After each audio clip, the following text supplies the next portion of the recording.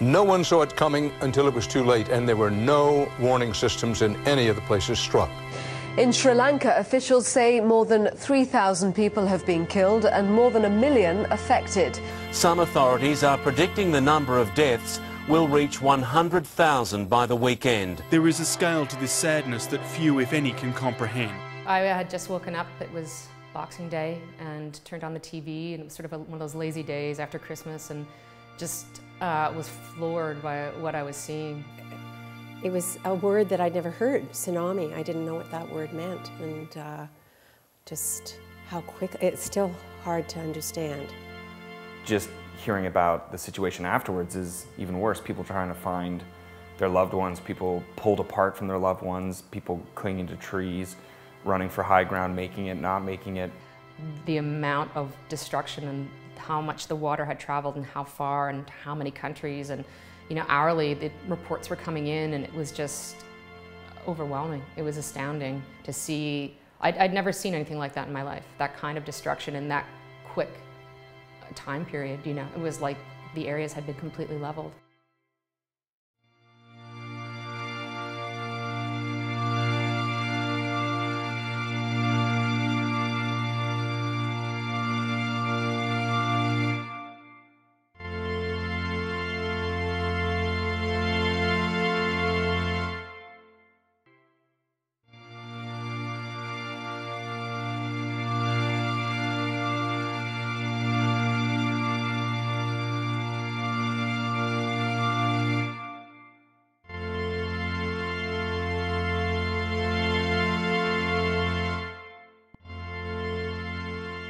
People were incredibly grateful. They really couldn't believe that a group of Canadians would come over who, in most cases, had no relationship to the country, were just trying to do something to minimize the pain and excruciating agony and conditions that these people are living in. Well, in the first instance, we went there as a response to a disaster, just a terrible situation with the tsunami. So we went over with a group of people. We really didn't know much about the country, but boy, we were gonna make a difference. I actually heard about TRIP for the first time when I was at an off-site work event. One of our senior managers gave a talk about some community involvement, some programs that they were sponsoring, and that for a couple of years now they had sponsored a few employees to go to Sri Lanka and do tsunami relief involvement program. I thought it was an amazing thing to do, to go and work to rebuild homes for people who had lost their homes in the tsunami.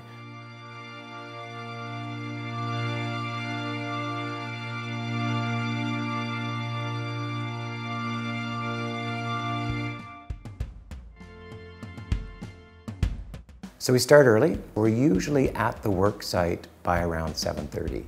Each day you had a different job, whether it was mixing cement or laying tile. You get to work side by side with local masons and carpenters and learn some of the techniques they use for mixing concrete by hand, which is a ton of fun.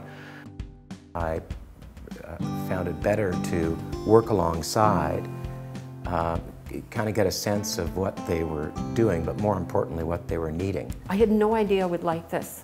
I've been running a business for years. I loved it. All I wanted to do was work as hard as I could all day, every day. And that's what you did, and it was hot. It was really hot. There's a language barrier because as you're working, they don't speak English, you don't speak Sinhalese, and you pick up sort of basic words on either side, and you go from there. By 3:30, 3:45, whenever we're back at the ranch, we're generally right into the ocean because it's just so pleasing after a hard day's work.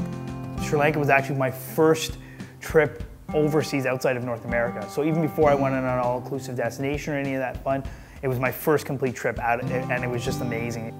Personally, I got to see it go from, you know, first spade in the ground to, I think we ended up building 4 or 5 homes. We actually built the structure of the homes. They weren't painted, but it was an amazing experience to watch the process, to work with, actually work alongside the workers who were part of that community. We've not only built these people homes, which of course that's the #1 thing every family wants for their children, but community centers.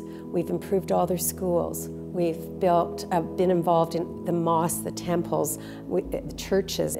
You build a home, but you also need to help to build a family and rebuild their life because they had lost everything.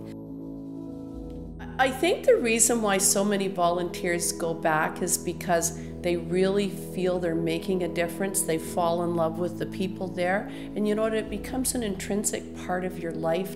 Every time we go, about half the volunteers are new and some are repeat volunteers. Some volunteers have come with us 6 or 7 times. And they're all ages, all backgrounds.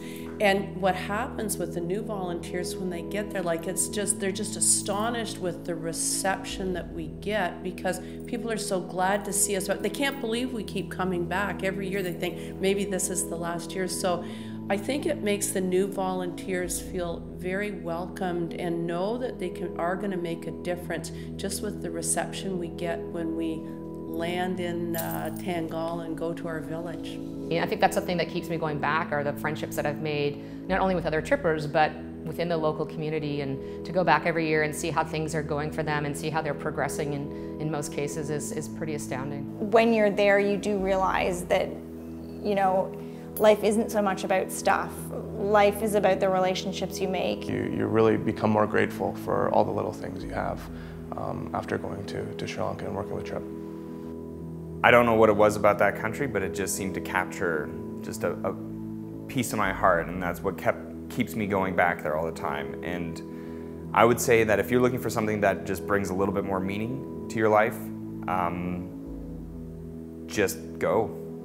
It's just such an experience that you can't actually describe to someone. You really do have to go and see for yourself. It not only helps so many people in such a life-changing and permanent way who need your help, but it also helps you as a person.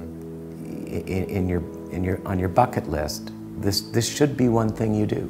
It's that simple. You just decide to go.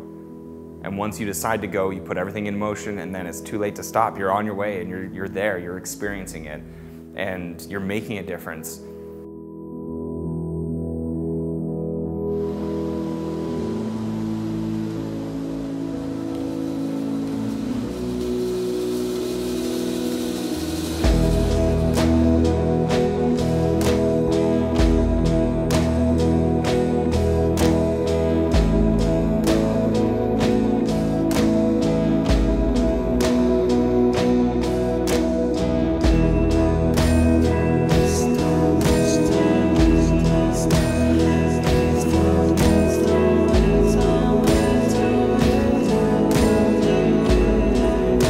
In the next 10 years, I'd be hopeful that we can continue the community projects. We've done some great work in terms of schools.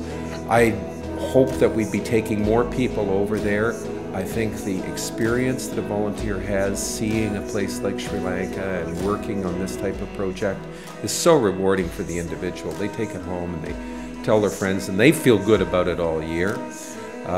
And I guess the other thing that I hope is that I'll still be able to swing cement for the next 10 years because it makes me feel healthy.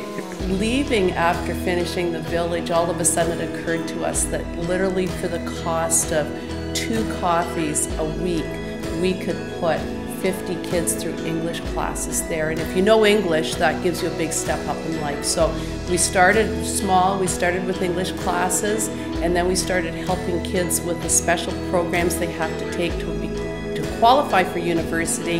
And then we said, well, hey, what if we can find kids that wouldn't go to university if they didn't have financial assistance? Just seeing what we've been able to do in the first 10 years, we know we can do a whole lot more in the next 10 years. Congratulations, Trip, on your 10th anniversary. Congratulations, Trip. Congratulations, Trip. Congratulations, Trip, on your 10-year anniversary.